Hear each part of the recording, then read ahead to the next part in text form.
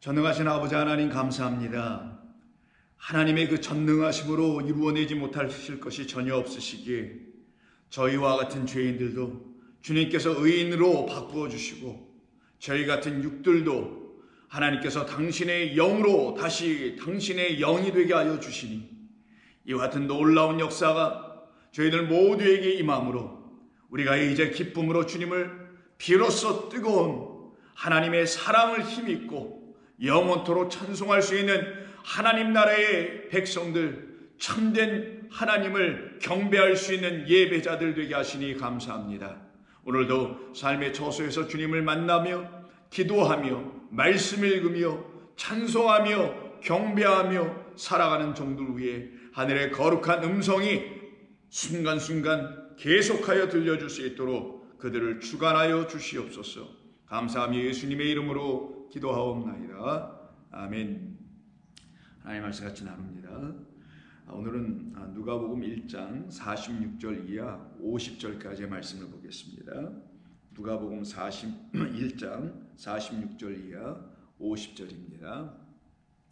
함께 읽겠습니다. 마리아가 이르되 내 영혼이 주를 찬양하며 내 마음이 하나님 내 구주를 기뻐하였음은 그의 여종의 비천함을 돌보셨음이라. 보라, 이제 후로는 만세에 나를 복이 있다 일컬으리로다.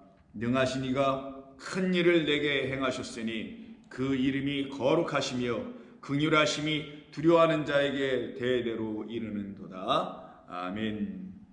자, 오늘 본문은 1장 46절로 시작해서 55절까지 이어지는 소위 마리아의 찬가라라는 부제가 붙어져 있는 그런 본문이기도 합니다. 이 본문을 마리아의 찬가라고 사람들이 이렇게 붙이게 됐던 이유는 그 본문 46절에 내 영혼이 주를 찬양하며라는 그 찬양한다는 그 단어를 가지고 사람들이 이렇게 부제로 이렇게 제목을 붙이게 된 것입니다.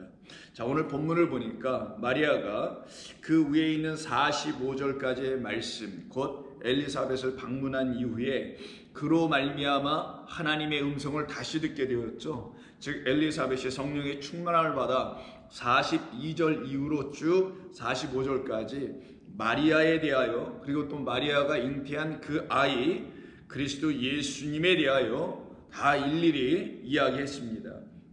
그것을 성령이 말씀하시는 말씀으로 다시 듣게 되었던 이 마리아는 드디어 자기 안에 큰 기쁨이 들어오기 시작했습니다. 완전한 기쁨입니다. 조금도 의심, 어떤 조금의 의심도, 조금의 두려움도, 조금의 염려함도 있지 않고 오직 참된 기쁨으로만 가득하여 그 기쁨이 내어주는 하나님을 향한 찬양으로 이렇게 기도하며 찬양하는 그런 이야기를 오늘 본문이 기록하여 우리에게 전해주고 있는 것입니다. 그 내용을 보니까 오늘 48절에서 그의 여종의 비천함을 돌보신 하나님을 찬양한다고 되어 있네요.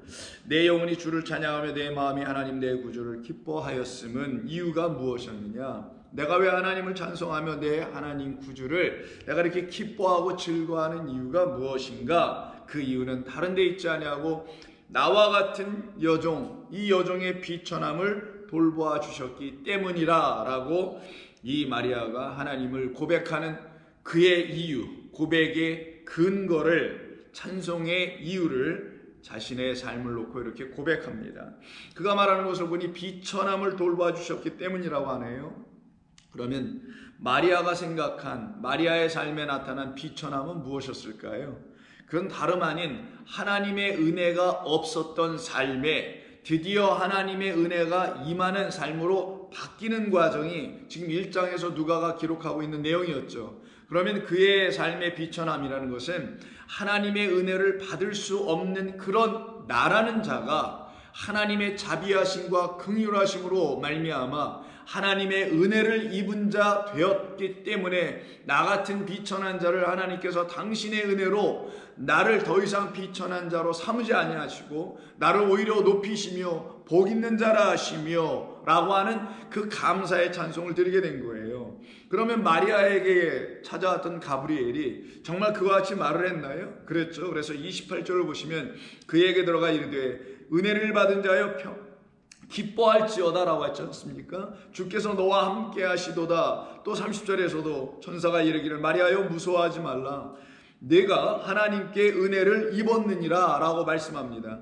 그 은혜를 입었느니라 라는 말씀을 주시는 그 가운데 그가 은혜를 어떤 차원으로 입었는지를 이 본문 그 1장 27절 이하에서 가브리엘은 무엇으로 설명하고 알려주냐면 마리아야 너 처녀인 거 내가 안다. 그러나 내가 하나님께 은혜를 받았음을 내가 이것으로 확인해주고 알려줄 것이다. 그것이 뭐냐면 네가 성령으로 말미암아 그 높으신 이의 덮으심으로 말미암아 잉태하게 될 그리스도 예수를 갖게 되는 것이다. 이것이 마리아에게는 어떤 일이었느냐? 하나님의 은혜를 입은 일이었고 하나님의 은혜가 그의 삶 가운데서 드디어 오롯이 드러나 발견되는 일이었으며 그 일로 인하여 그는 비로소 깨달아 알게 된 것이 하나님께서 내게 은혜를 주셔서 그 은혜의 결과이며 은혜의 시작이었던 그리스도 예수라는 하나님의 아들을 잉태하는 것이 나의 모든 비천함을 끝내는 일이었구나라는 걸 알게 되었다라는 거예요. 자, 그렇다면 이것이 지금 성경이 우리에게 전해주려고 하는 말씀인 것 아니겠어요? 그러면 이 하나님의 말씀을 읽고 있는 저와 여러분들이라는 하나님의 말씀으로 지어져 살아가고 있는 우리들 또한 이 말씀 그대로 되어갈 거 아니겠습니까? 우리에게 있는 비천함이라는 것이 무엇인지를 성경은 우리에게 알려주더라는 거예요. 이 세상에서 말하고 있는 비천한 것, 혹은 뭐 참담한 것, 혹은 뭐 안타까운 것, 혹은 뭐 여러 가지로 사람들한테 참혹한 일을 경험하며 당하는 것, 이런 것을 세상은 비천하다, 뭐 못 먹고 못 배우고 못 살고 뭐 이런 등등 있잖아요. 그래서 사람들이 이렇게 볼 때 나를 이렇게 낮게 보고 천하게 보고 천시하고 멸시하는 이런 것도 있지 않습니까? 그런 걸 세상은 천시하고 천대하는 것으로 생각합니다. 비천한 것으로 바라봅니다. 그러나 성경은 그런 것을 사람의 비천함이라고 말하지 않습니다. 하나님은 우리에게 그런 것을 비천함으로 보지 아니하시더라는 거예요. 하나님께서 저와 여러분에게 주시려고 하신 하나님의 은혜를 통하여 우리에게 있는 비천함을 하나님께서 제거하시려고 하시는 것인데 그 비천함은 무엇이었느냐? 하나님의 은혜를 모르는 삶이었으며 하나님의 은혜인 결국 당신의 영으로 보냄을 받으신 그리스도 예수를 우리 안에 잉태하지 못함, 즉 영접하지 못함이 우리에게 있는 비천함이요. 그래서 하나님이 누구이신지를 알지 못하여 유리방황하는 죄인으로 살아가고 있는 것이 우리 인간의 비천함이다. 이건 모든 인간이 갖고 있는 비천함이다. 세상에서 비천함과 세상에서의 존귀함은 있고 없고 배우고 못 배우고 갖고 못 갖고 이런 것으로 말하기에 어떤 사람들은 겉으로 보기에 눈에 드러나기에 비천하지 아니해 보이고 존귀해 보이는 것 같아 보이지만 또 어떤 사람들은 어떤 사람들의 눈에 의해서 천대받을 수 없고 천시당할 수밖에 없는 어떤 삶의 모습이 있다 하지만 하나님은 사람을 겉으로 보시지 아니하고 그 마음 중심을 보시는데 그 마음 중심 가운데 당신이 계신지 안 계신지,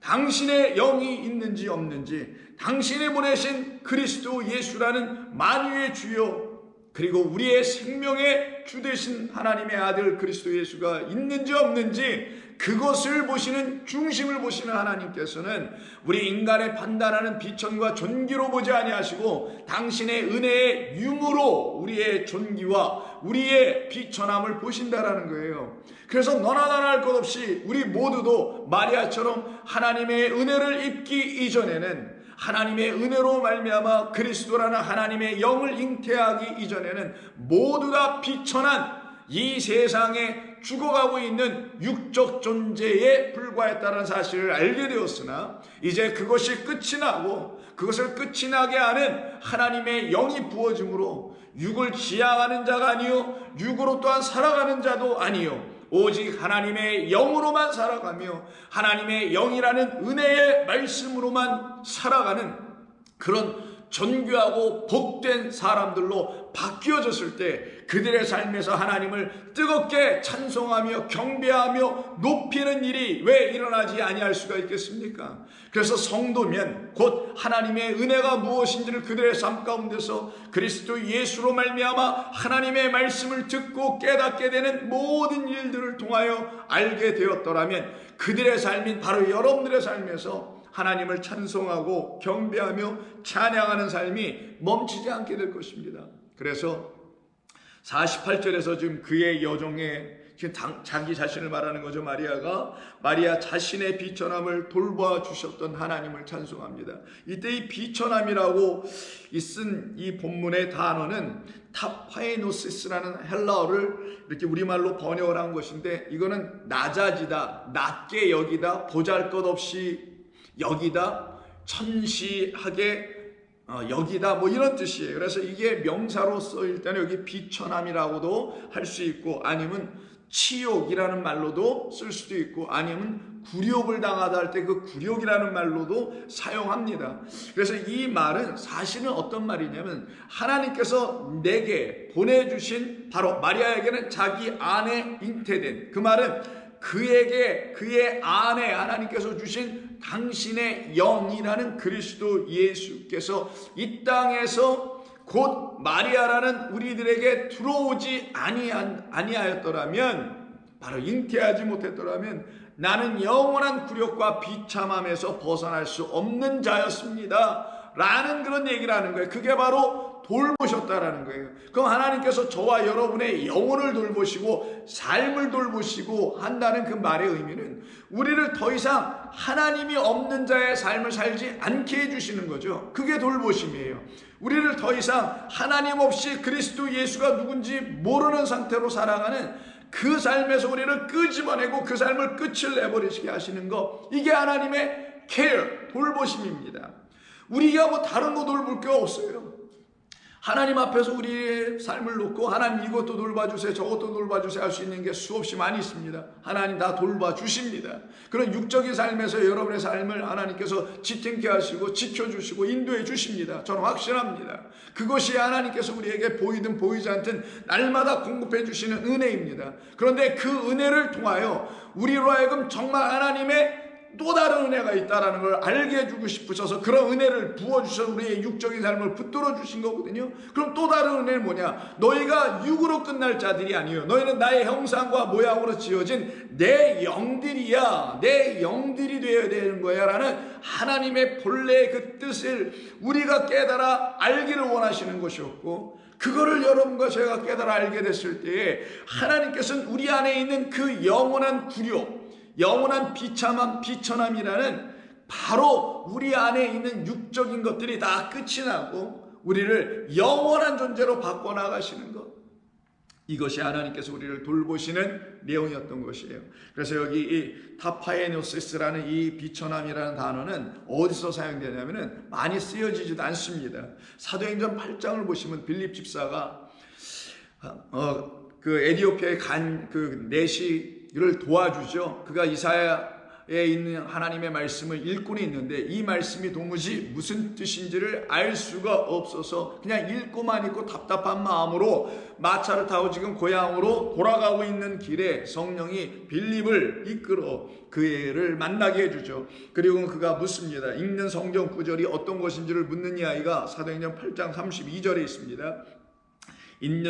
읽고 있는 성경 구절은 이것이니 일러스되 그가 도살자에게로 가는 양과 같이 끌려갔고, 여러분들이 이 말씀 이사야 53장에 있는 고난받는 종이라고 이렇게 알려져 있고 바로 우리 주 예수 그리스도를 예표하며 우리에게 보내심을 받고 오실 그 그리스도의 고난에 대한 이야기라는 것을 여러분들은 다 알고 계십니다. 그런데 이 내신을 알 수가 없었어요. 이유는 무엇이냐면은 누구도 그를 그리스도로 가르쳐 알려주지 않았기 때문이었던 것이죠. 그런 그가 이걸 읽고 있었던 거예요.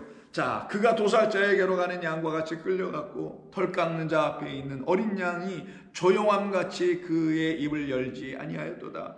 33절 그가 굴욕을 당했을 때에 공정한 재판도 얻지 못하였으니 라고 할 때 이때 굴욕이라는 말을 씁니다. 우리 주님 예수님께서 굴욕을 당하시더라는 거예요. 그 굴욕 당하시는 건 여러분들이 복음서를 읽으셔서 다 아시는 내용들이 있죠. 예수님께서 겟세마네 동산에서 붙잡히셔서 제사장의 집에 뜰에 끌려가셔서 주먹으로 침을 당하고 따귀를 맞으시고 모욕을 당하고 수많은, 더 나아가서는 벌거벗겨지고 십자가에 매달리시고 이런 수많은 이루다 말할 수 없는 치욕, 비천함, 굴욕을 당하셨단 말이에요. 근데 이런 굴욕을 왜 우리 주님이 왜 당하셔야 되느냐? 그것은 바로 우리가 당할 수밖에 없는, 우리 안에 이미 당하여져 있는 그 굴욕이라는, 그 비천함이라는 영원한 죄와 허물로 영원한 사망 가운데 떨어져 있는 것도 모르고 있는 그 우리 인간의 굴욕, 인간의 비천함을 우리 주님께서 십자가에 달려 그와 같이 굴욕당하심으로 우리로 하여금 굴욕을 보게 하셔서는 내 굴욕이 저런 굴욕이었구나라는 걸 깨달아 알게 돼요. 나의 그 비천함과 나의 그 굴욕을 우리 주님께서 도말하시려고 이 땅에 오셔서 저 모진 고난 당하시면서 나를 위해 십자가 지신 것이고, 나 또한 그래서 나도 저렇게 굴욕당하고 내 안에 있는 더러운 죄와 허물들이 일거에 하나님의 은혜의 말씀에 의해서 제거되고 그 말씀만으로 다시 내 영혼이 회복을 얻어 살아나게 되는 하나님의 은혜를 내가 입어야만 되는 것이구나 라는 걸 깨닫게 하시는 그 굴욕이었단 말이에요. 그 굴욕을 본 사람들은 자기의 굴욕을 어떻게 하나님께서 제거해 주신지를, 즉 어떻게 그거를 돌보아 해결해 주셨는지를 깨달아 알게 되는 거예요. 이들은 그 굴욕을 뛰어넘게 됩니다. 그 굴욕에서 하나님의 은혜를 만나게 됩니다. 하나님의 끊임없는 긍휼과 사랑이 무엇인지를 알게 됩니다. 그들이 바로 하나님의 백성들이 되는 것이죠. 그래서 바울은 빌립보서 2장에서 이와 같은 이야기를 하죠. 너희 안에 2장 5절에 이 마음을 품으라. 곧 그리스도 예수의 마음이니 그는 하나님 근본 하나님의 본체신 하나님과 동등됨을 취할 것으로 여기지 아니하시고, 그렇지 않았다면 십자가 지실 일이 없었다라는 거죠. 오히려 자기를 비워 종의 형체를 가지사 사람들과 같이 되셨고 사람의 모양으로 나타나사 자기를 낮추시고, 이게 바로 자기를 굴욕당하는 그 지경까지 끌어가도록 허락해 주시고 거기에 나아가 십자가를 지셨다라는 얘기를 하시는 겁니다.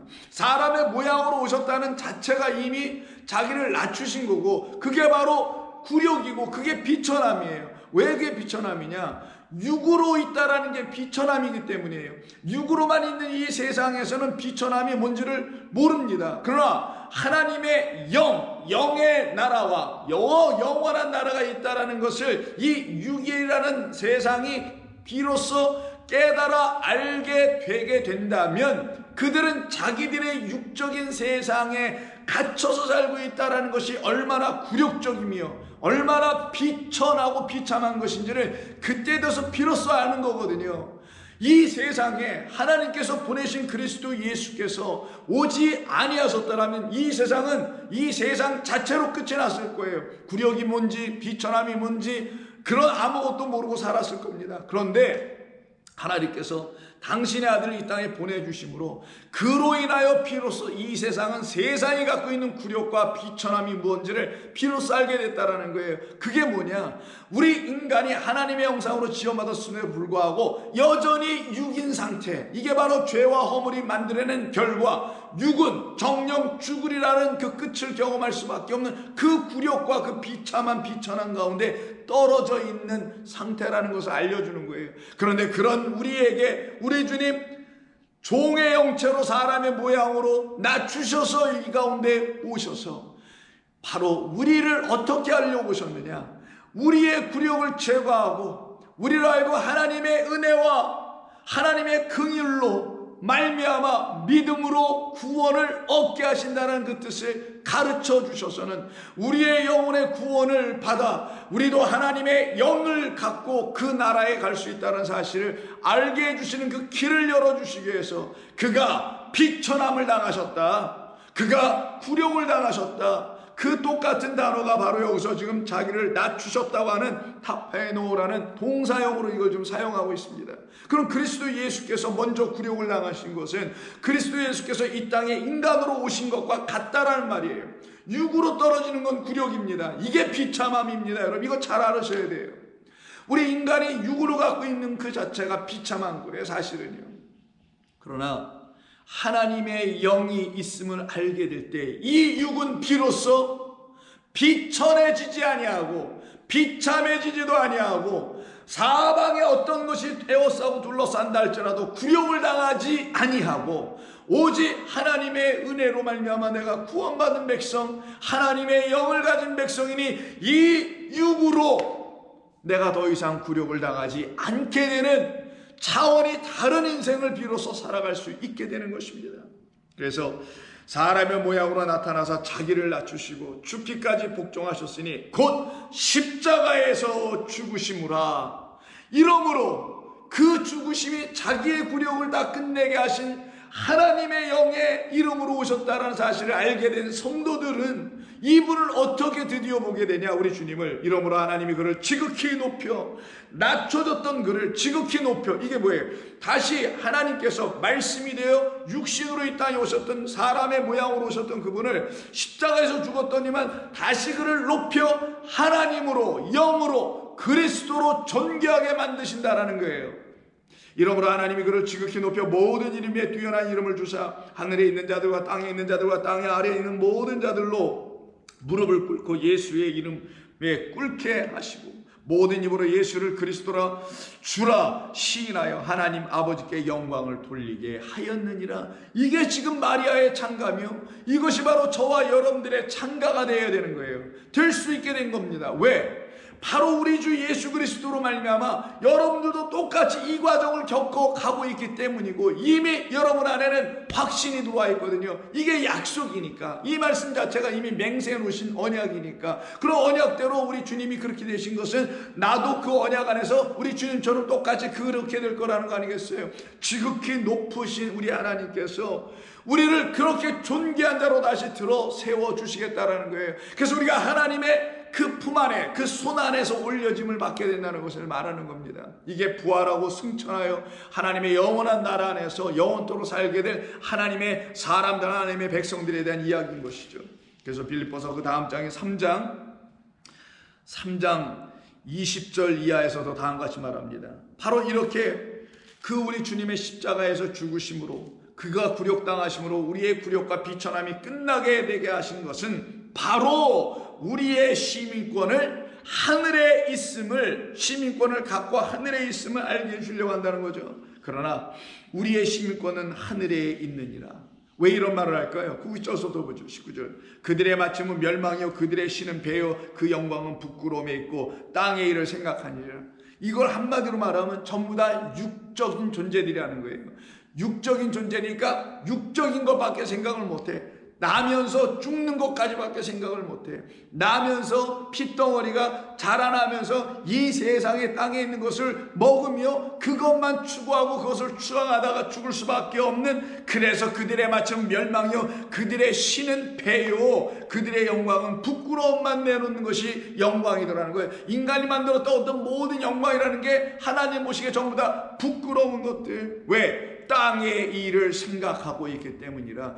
이런 존재들이었던 우리, 이게 굴욕인 거예요. 이게 비참인 거예요. 이게 비천한 자들이고. 그러나 어느 날 갑자기 우리 모두에게 하나님께서 은혜로 당신의 아들을 보내주셔서 우리를 당신의 백성으로 삼아내시는 놀라운 역사로 말미암아 우리의 시민권은 하늘에 있는지라. 거기로부터 구원하는 자 곧 주 예수 그리스도를 기다리노니 그는 만물을 자기에게 복종하게 하실 수 있는 자의 역사로, 하나님의 역사로 우리의 낮은 몸, 이 낮은 자라는 게 비천한이라는 단어입니다. 우리의 이 비천한 몸을 자기 영광의 몸의 형체와 같이 변하게 하시려고 다 하신 것이었다. 그런 자들만 하늘에서 사는 것이다. 그 하늘의 시민권, 아버지의 나라에 가는 것이다 라는 거예요.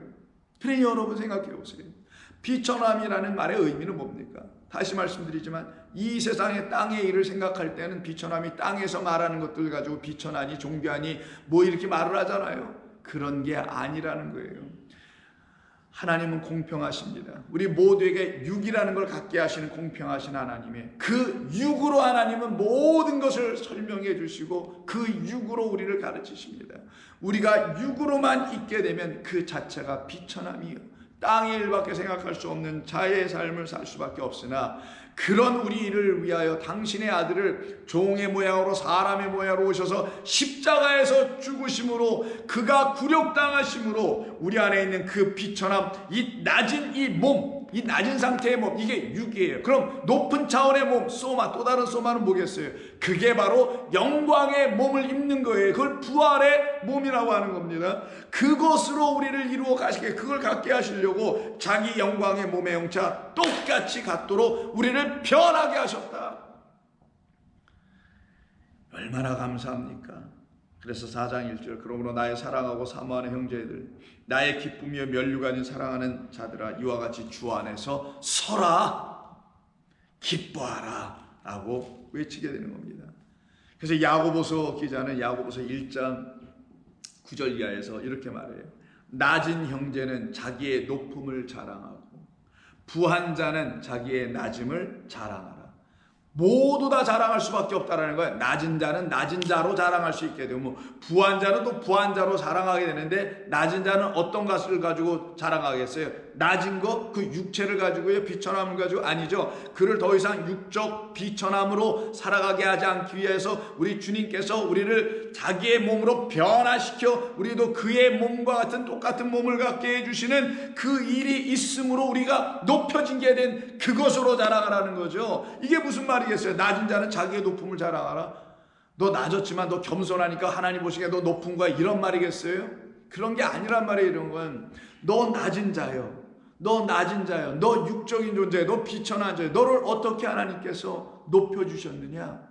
너를 무엇으로 하나님께서 높여서 하늘의 시민권을 갖게 해줬느냐? 그걸 깨달아 알았으면 너의 안에 있는 그 너를 높여주신 하나님의 은혜와 우리 주 예수 그리스도의 그 십자가의 죽으심으로 너는 자랑할 수가 있겠지. 너 부한 자는, 이게 뭐예요? 스스로 높아진 자겠죠. 너 부한 자는 너를 낮게 해주시는 자기의 낮아짐을 자랑할지지라. 뭐예요? 거꾸로 이건 얘기하는 거예요. 반대로. 이때 이 낮아짐이 오늘 본문에 있는 이 종의 여종의 비천함이랑 똑같은 단어, 타페이노세스라는 단어입니다.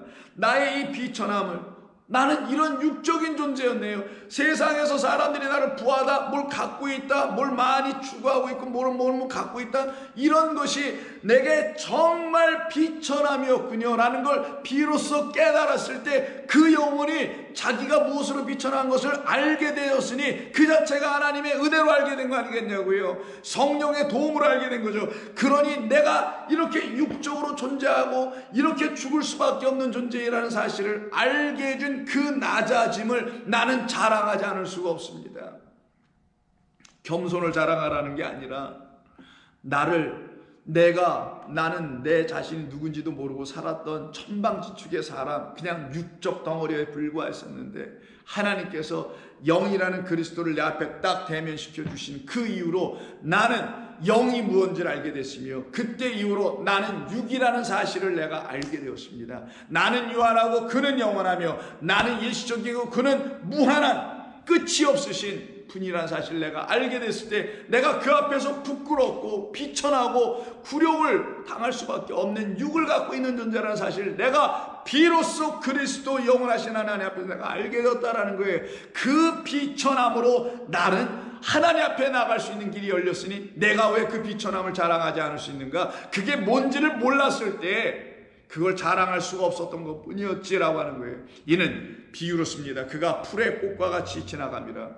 풀이 자라면 꽃을 펴, 이걸 영광이라고 하죠. 그러나 그걸 육의 영광이라고 하는 거예요. 내가 육을 갖고 있는 이상 그 내놓는 영광은 결국 풀도 마르고 꽃은 떨어져 지어버리는 이런 걸 내가 영광이라고 했네. 이게 땅의 일을 생각하는 육을 갖고 있는 자들의 결국이라는 거 아니겠어요? 종말이고 그걸 알게 되는. 그래서 해가 돋고 뜨거운 바람이 불어 풀을 말리면 꽃이 떨어져 그 모양이 아름다움이 없어지나니 부한 자도 그 행하는 일에 이와 같이 쇠잔하리라.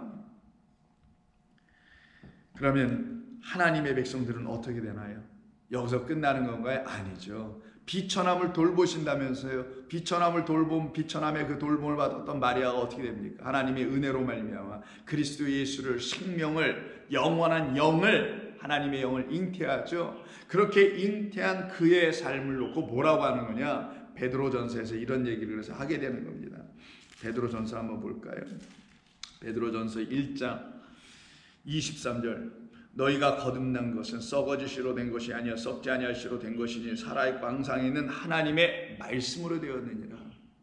그래서 하나님의 말씀이 아니면 우리는 썩을 것, 육으로 계속 존재할 수밖에 없다. 정말 흙으로 돌아가는 것이나 우리가 하나님의 그 살아있는 항상 있는 그 말씀으로 우리가 다시 지어지게 되면 우리는 어떤 존재가 되냐? 이런 존재가 되는 것이요, 썩지 아니할 존재가 되는 것이요 라고 하는 거예요. 그래서 또 여기서도 비유로 이사야서를 인용하여 모든 육체는 풀과 같고 그 모든 영광은 풀의 꽃과 같으니 풀은 마르고 꽃은 떨어지되. 야고보서 똑같이 얘기하잖아요. 이게 육이에요. 이게 인간이에요. 이게 비천함이고 이게 굴욕이에요. 근데 이거를 이렇게 하시게 하신 이유는 무엇이냐?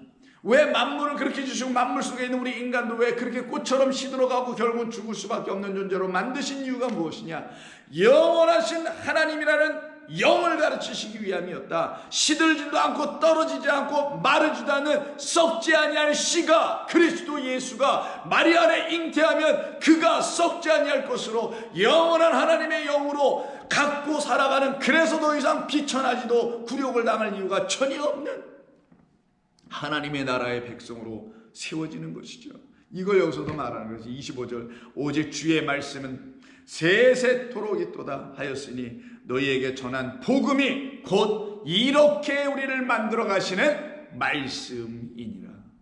그러면 이 사랑하는 마리아, 또 저와 여러분들의 하나님의 또 다른 마리아들, 그리스도 예수를 잉태한 그런 마리아들을 우리 주님께서 이렇게 돌보시면 우리 하나님께서 우리를 당신의 낮추심과 굴욕 당하심으로 십자가의 죽으심으로 우리를 이렇게 높이신 거 아니에요? 그럼 우리 안에 그 일이 그대로 일어나야 되겠죠. 똑같이. 그렇지 않고 그분만 바라보고 있으면 그 대신 죽음을 추구하는 이상한 신앙생활하는 거라고 말씀드렸지 않습니까? 그게 아니고 십자가에서 함께 못 박혀야만 그때 그리스도가 내 안에 사시게 되는, 영원한 진짜 생명이 내 안에 들어오시게 되는 일이 벌어지는 거잖아요. 그래서 야고보서 4장에서 10절에서 이런 말을 합니다. 너희들은 주 앞에서 낮추라. 그리하면 주께서 너희를 높이시리라. 이때 낮추라가 똑같은 자기를 비천하게 생각할 수 있는 자,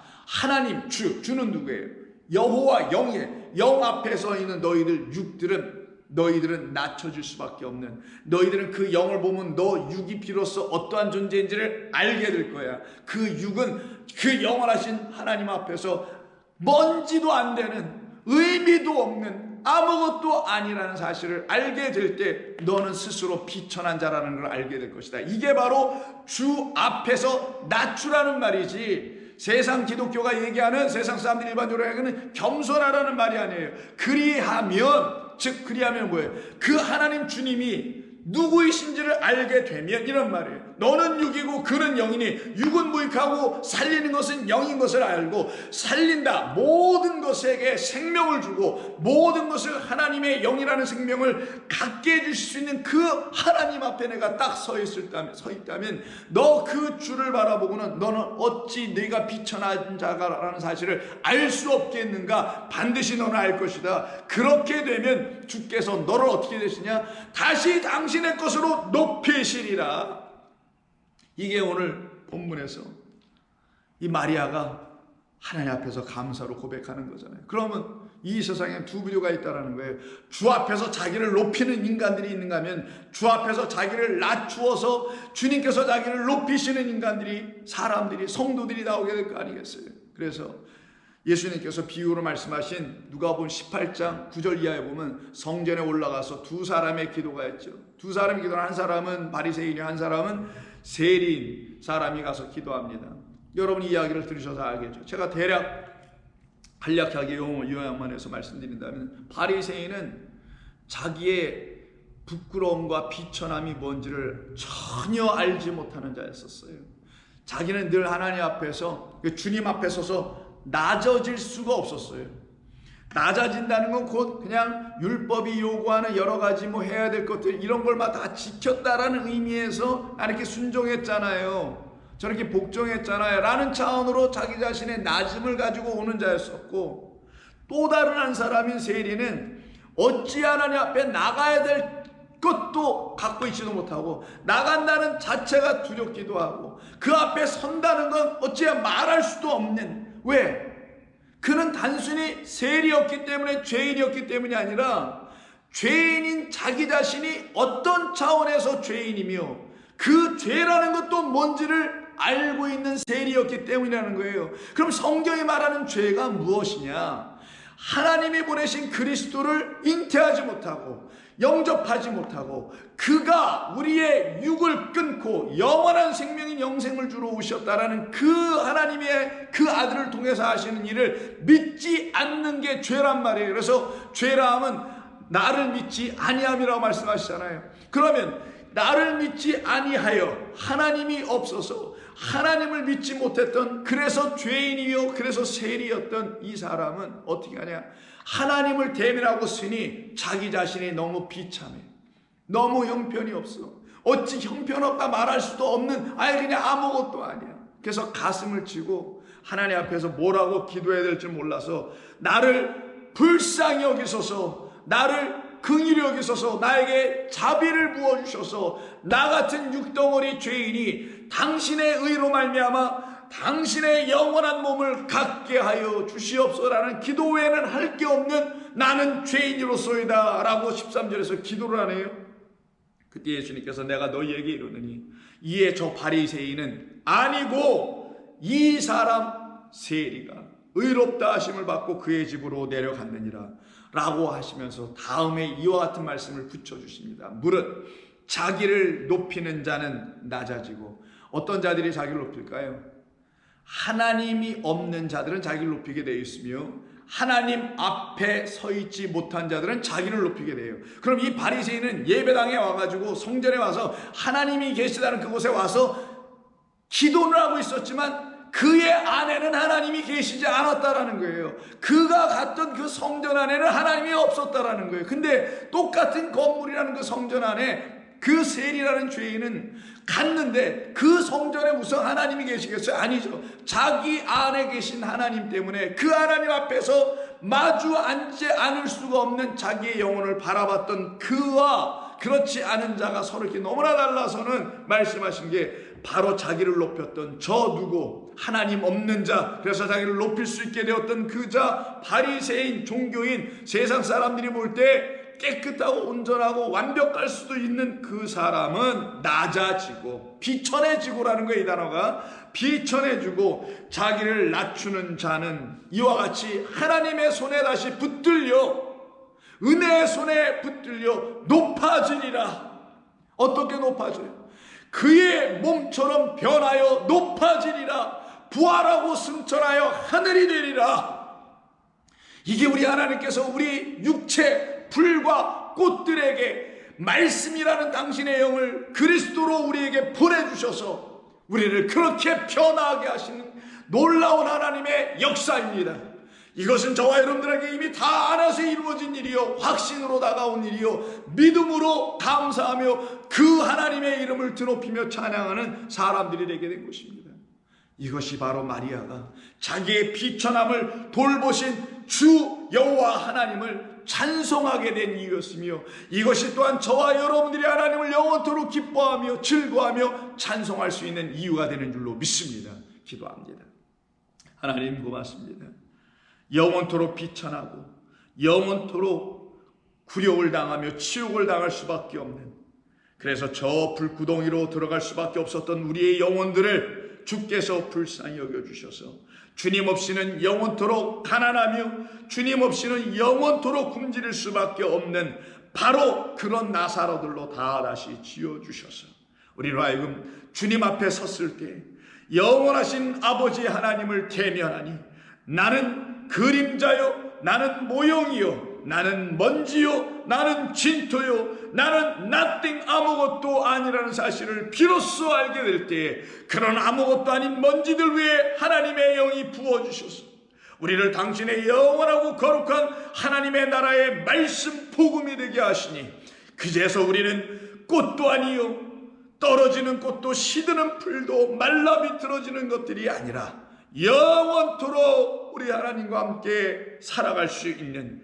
생명 가진 백성들로 드높여 주셨사오니 이것이 어찌 우리 가운데 이루어질 수 있는 일이었사옵나이까. 감사합니다. 찬송드립니다.